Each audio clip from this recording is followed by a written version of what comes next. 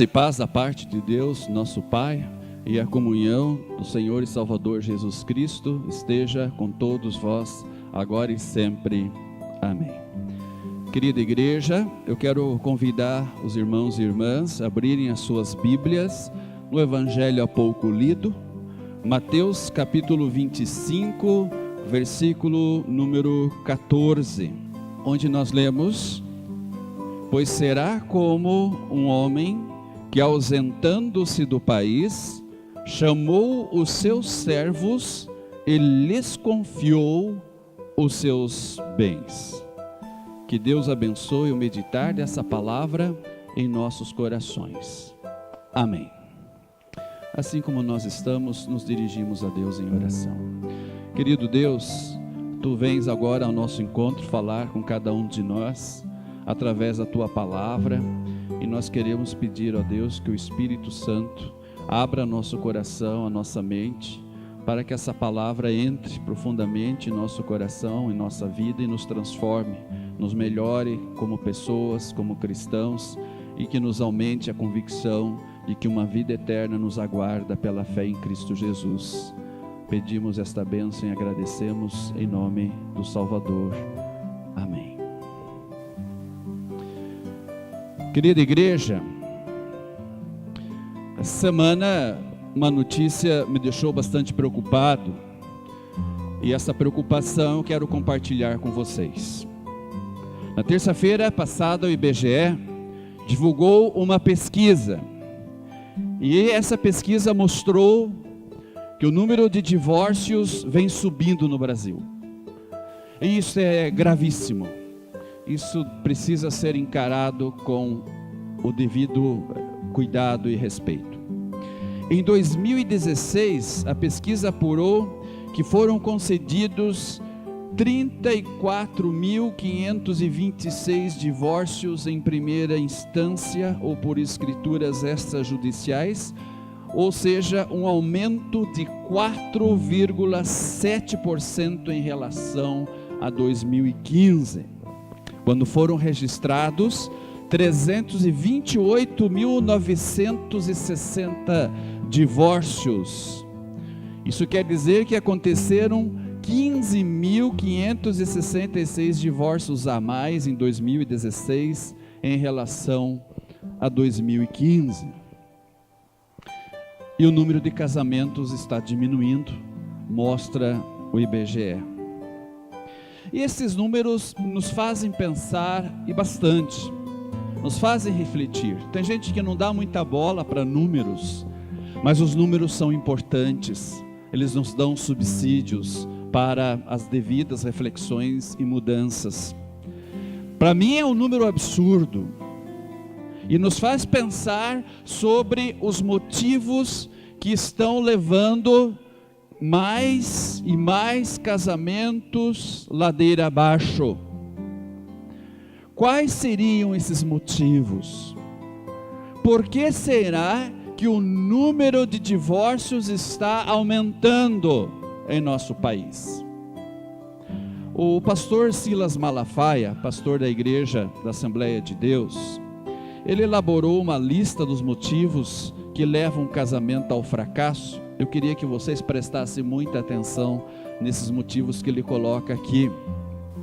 Ele fala que dentre os motivos que levam um casamento ao fracasso, existe o chamado problema da falta de compatibilidade.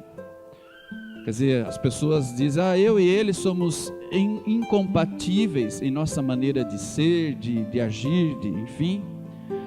Também coloca como motivo para separação, motivo não, mas causa de separação, a falta de comunicação, que é um absurdo, e a tendência é aumentar. Por quê? Porque os smartphones estão invadindo de vez a vida familiar, vocês sabem disso. Pessoas estão dialogando pouco no rosto a rosto, preferem conversar lá teclando o seu smartphone, teclando o seu notebook, e assim então às vezes no mesmo cômodo da casa estão lá 3, 4 pessoas da mesma família, cada um com o seu celular devidamente sendo usado, e as pessoas não aproveitando aquela ocasião, aquela oportunidade de conversarem entre si. E aí então a falta de comunicação está cada vez mais causando um problema muito sério na vida do casal. Outro gravíssimo problema que está, digamos assim, colaborando para o fim de casamentos, a violência. E aqui quando falo em violência, não é só a violência física, essa é terrível, né? Essa é terrível, mas também a violência verbal. Outro problema, a falta de intimidade, principalmente sexual. Isso também é muito sério. Outro problema, a infidelidade presencial e virtual. Infelizmente, essa praga da pornografia virtual está arrasando, arrebentando casamentos. Pessoas recorrendo aí aquilo que a internet promove também de sujeira sexual e virtual. Seríssimo esse problema. Um outro problema levantado pelo pastor Silas Malafaia, a inversão de papéis. Ou seja, qual é o papel social do homem? É proteger, é prover, é liderar. Qual é o papel social da mulher? É auxiliar na proteção, na provisão, na liderança do lar, agindo com sabedoria, conforme Provérbios 14:1. E o que nós estamos vendo hoje? Muitas vezes, uma ou ambas as partes não desenvolvendo os seus papéis. Outro gravíssimo problema que está acontecendo para afastamento de marido e mulher é a tal da independência total dos cônjuges, que inclusive afeta até a questão financeira. Eu tenho o meu dinheiro, ele tem o dinheiro dele. E agora está na moda também aí uma questão de morar em casas separadas, né? A gente se dá tão bem morando em casas separadas. Então por que casou? Né? Casamento é para a gente estar junto. Não justifica, a gente se dá bem melhor ele morando lá e eu cá. Não, isso aí, me desculpa, mas isso não é casamento. Então as pessoas estão nessa questão, nessa ilusão de independência total dos cônjuges. É importante a gente, cada um ter a sua independência. Outro problema é a má administração financeira, o reflexo do que acontece no Brasil. Gasta-se mais do que se recebe, e aí vira um caos a questão financeira. Outro problema muito sério, os desrespeitos e as interferências externas. É um tal de um dar uma opinião do casamento do outro, é um tal de o que o casal faz, todo mundo tem que saber o que o casal está fazendo, o que o casal está comentando, o que o casal está, onde é que está passeando. Quer dizer, é um tal de interferência de fora o tempo todo. Quer dizer, o casal não consegue desenvolver a sua independência porque toda hora tem gente interferindo. E isso é um problema que está atingindo em cheio os casamentos. E o desrespeito, né? O desrespeito, quer dizer, as pessoas não se respeitam mais, inclusive marido e mulher, não se respeitam mais e não se dão ao respeito. Seríssimo este problema. Outro problema que vem afastando os cônjuges, a preferência por filhos. Eu prefiro o filho fulano de tal. Agora o meu marido, a minha esposa já prefere o irmão, a irmãzinha dele. Então, preferência por filhos. Grave esse problema, seríssimo. Outro problema, não se prioriza mais Deus e as coisas espirituais. As pessoas estão dando ouvidos para tudo que aparece nesses programas. Pessoa que vai lá, cartomante, pessoa que vai lá falar de essa cor vai ajudar na felicidade do seu casamento. Ninguém mais se pergunta o que a palavra de Deus diz sobre a vida conjugal. O que a palavra de Deus nos orienta sobre este ou aquele assunto. Então, a gente precisa tomar muito cuidado, porque as pessoas, inclusive às vezes nós, estamos caindo na tentação de não priorizar as coisas espirituais.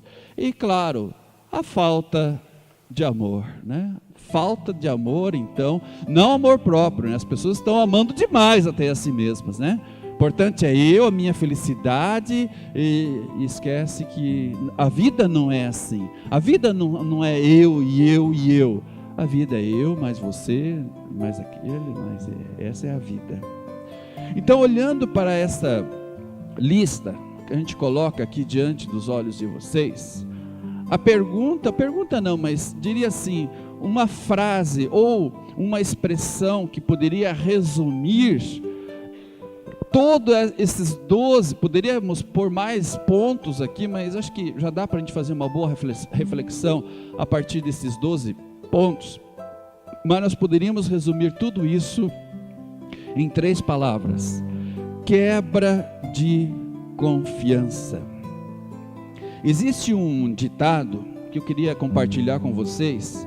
Na verdade, são uma das muitas citações que se coloca, né, principalmente aí nos meios sociais e tal, sobre a questão da confiança. E aí eu achei essa frase aqui muito interessante. Diz aqui que a confiança demora para ser conquistada, mas pode se perder em segundos. E o texto do Evangelho de hoje fala sobre confiança, porque ele está dizendo aqui que o Senhor, o homem, ausentando-se do seu país, chamou os seus servos e lhes confiou os seus bens. Confiança. Ele colocou confiança nos seus servos. Então eu poderia dizer assim, sobre essa questão da confiança, que a confiança é o combustível para a superação de obstáculos. Dela provém a motivação para se seguir em frente, sem desistir dos seus sonhos, sem jogar a toalha diante das adversidades. Por exemplo, um país onde o povo confia em seus governantes, claro, o povo vai passar os seus perrengues, mas quando ele sente confiança nos seus governantes, ele se coloca junto a eles e diz: não, vamos junto. O Brasil, o nosso país está passando por adversidade, mas nós confiamos em nossas lideranças, vamos juntos superar este momento difícil. Uma empresa, por exemplo, uma empresa onde os funcionários e patrões confiam uns nos outros, aquela empresa ela só cresce.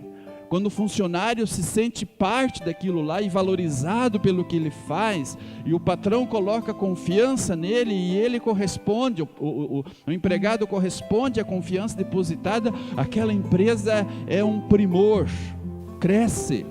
Uma família ou um casamento pautado pela confiança mútua, enfrenta unidos percalços e privações, mas, e quando a confiança é quebrada? Como é que fica? Quando de repente no país, às vezes nossos governantes não correspondem. Quando dentro da família, você depositou confiança nesse, naquele, e a pessoa não corresponde à confiança depositada. Ali naquela empresa, quando o patrão colocou confiança no seu funcionário e este funcionário não corresponde à confiança depositada, o que acontece? Acontece um fenômeno chamado quebra de confiança. E quais são as evidências da quebra de confiança?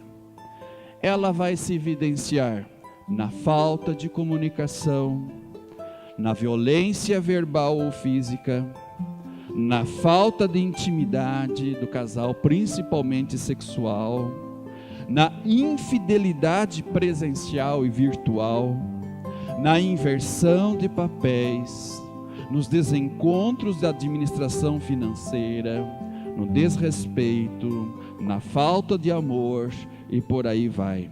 Então, gente, quebra de confiança é algo terrivelmente grave. E esse assunto precisa ser levado com a seriedade que realmente ele merece. Como eu disse para vocês, no texto do Evangelho de hoje, Jesus conta uma parábola a respeito de um homem que tinha muita confiança em seus servos. Então, baseado nesta confiança, o que ele fez? Ele confiou seus bens antes de ausentar-se do país.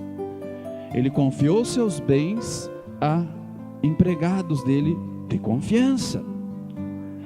Diz o texto que depois de algum tempo o homem voltou e foi pedir contas de como cada servo seu administrou os bens confiados. E na verdade, o que ele colocou ali nas mãos dos servos dele foi uma fortuna. Uma fortuna. Dizia-se na época que para você, por exemplo, juntar essa fortuna que ele depositou aqui, confiou nas mãos do primeiro servo, por exemplo, para você conseguir aquilo, você precisava trabalhar 100 anos da tua vida para você juntar o valor colocado sob a confiança do servo. E aí então, de acordo com o nosso texto, 2 servos tiveram uma atitude positiva, quer dizer, corresponderam à confiança depositada neles e fizeram aquela fortuna que já era muito grande, fizeram que aquela fortuna se multiplicasse. Mas aí tinha que ter um, né? Sempre tem que ter, né? O terceiro ainda, o último. O outro servo não correspondeu à confiança depositada. Ele não negociou. Ele não fez render a parte que lhe cabia administrar. Diz o texto, pelo contrário. Ele enterrou aquela fortuna, e aí o que ele usou como justificativa? Diz o texto, ele colocou a culpa no patrão, dizendo que o patrão era um homem severo e temível, e achou assim por bem enterrar o talento.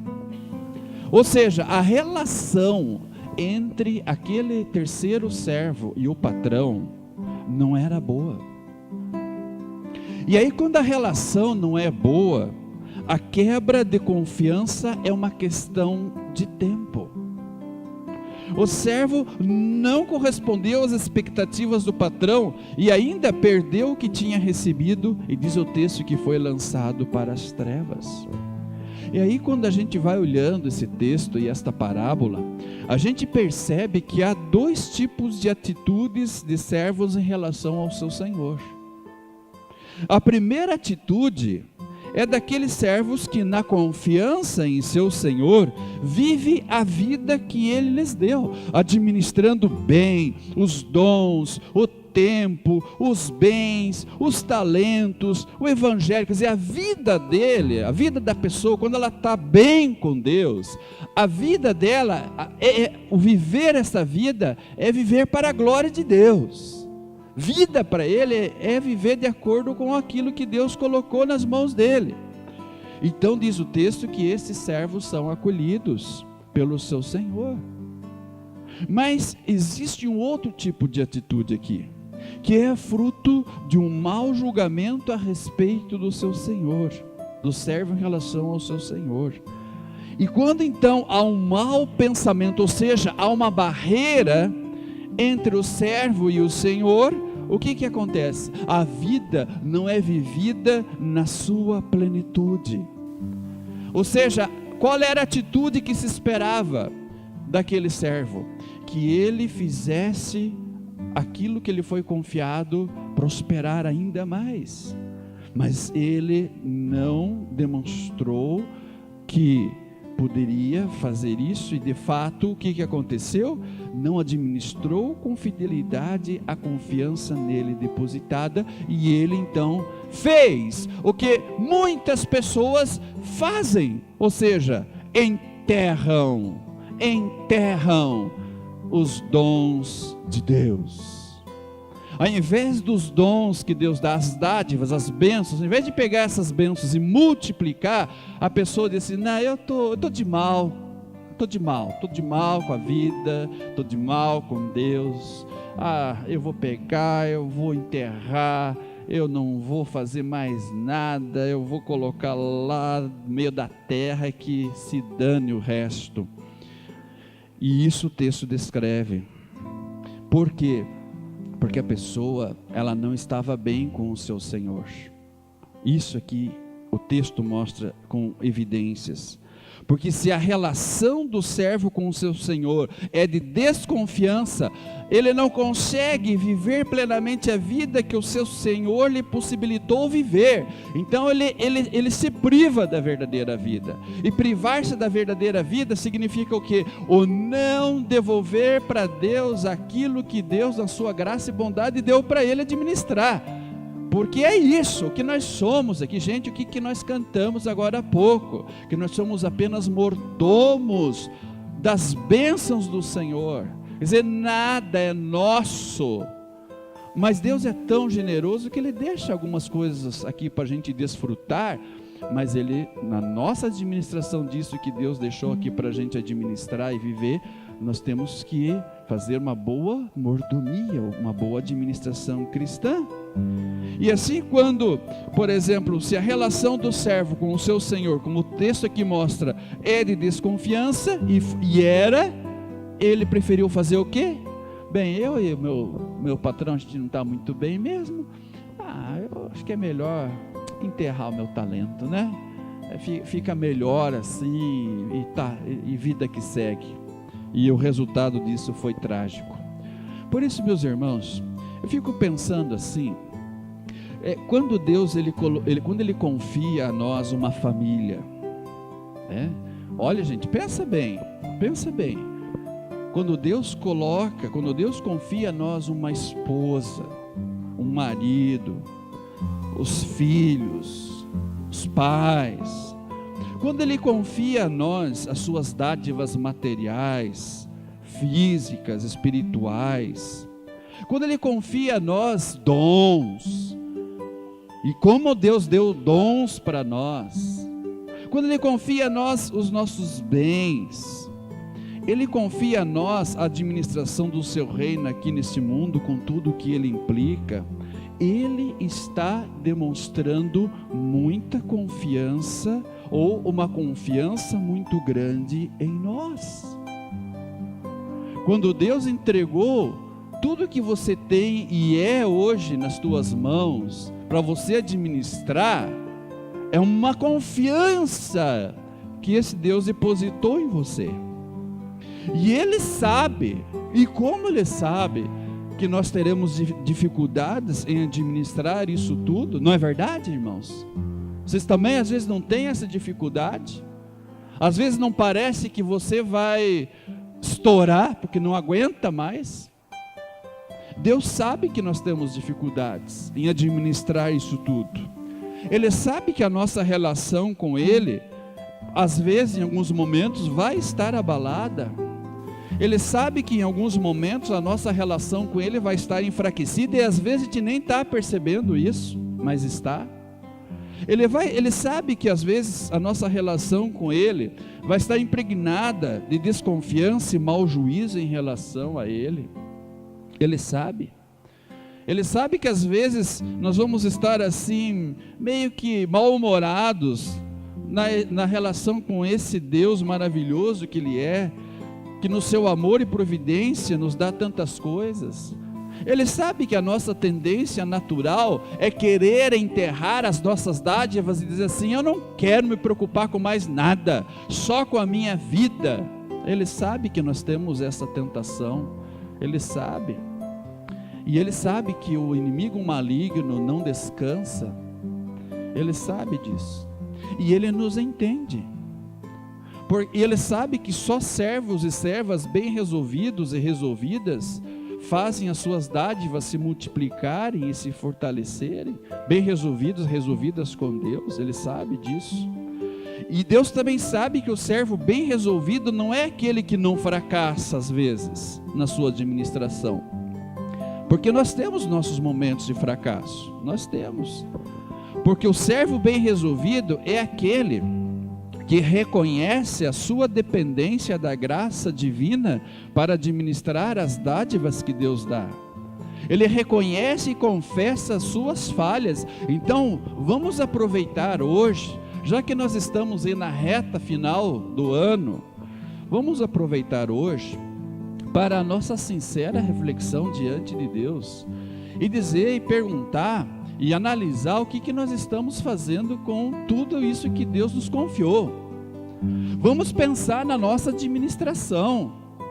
Vamos pensar nas muitas situações em que nós, ao invés de fazermos essas dádivas de Deus se multiplicarem, se nós não estamos enterrando elas.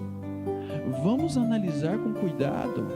E se esse é o nosso caso, vamos nos achegar diante do Salvador Jesus Cristo, confessar a Ele as nossas fraquezas, nossas falhas, e nos agarrar no perdão que Ele em Cristo nos oferece, e dizer: Jesus, me ajuda, me socorre, porque eu queria ser diferente, mas não consigo.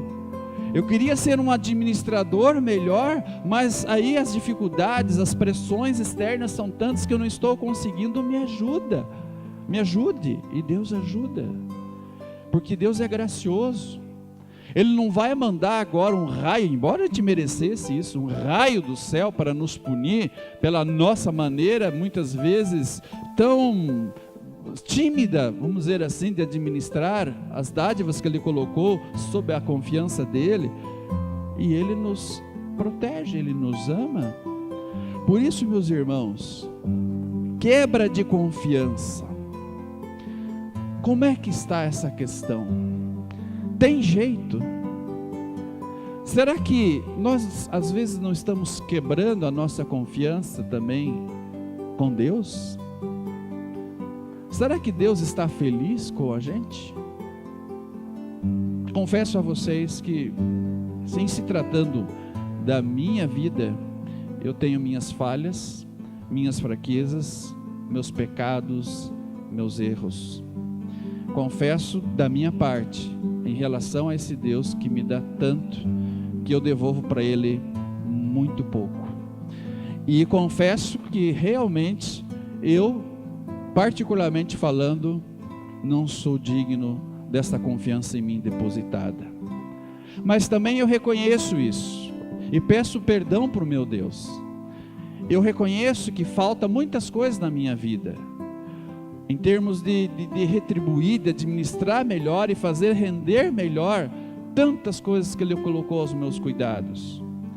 Mas uma coisa digamos assim, eu confio, eu busco, eu confio na graça de Deus, eu busco a minha paz nesta graça. E se às vezes eu quebro a confiança em mim depositada, como meu Deus é um Deus gracioso, Ele diz: a tua quebra de confiança, ela tem jeito. Ela tem jeito porque Cristo morreu por mim. Ela tem jeito porque o meu Salvador vive. A minha quebra de confiança tem jeito porque essa quebra foi pendurada ali junto com Cristo na cruz. Então, quando Deus me vê, Ele me vê como uma pessoa sem culpa. Ele me vê como uma pessoa sem mancha, sem sujeira. Não porque eu sou assim, mas porque Cristo na cruz purificou todos os meus pecados. Por isso, meus queridos irmãos, enquanto Jesus não volta com a força que vem de Deus, ainda podemos lutar para fazermos uma administração abençoada. Ainda podemos rever nossos conceitos, ainda podemos rever nossas decisões, ainda podemos desenterrar os nossos talentos, que de repente por algum motivo resolvemos enterrá-los. Ainda dá tempo, ainda Jesus não voltou, ainda nós estamos no tempo da graça.